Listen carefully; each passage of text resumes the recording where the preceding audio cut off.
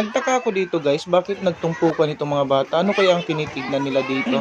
Nilapitan ko para mausisa kung ano ba talaga itong nangyayari dito.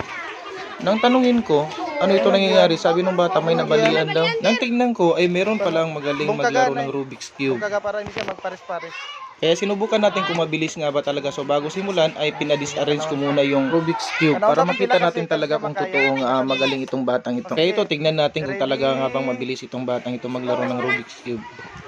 Go!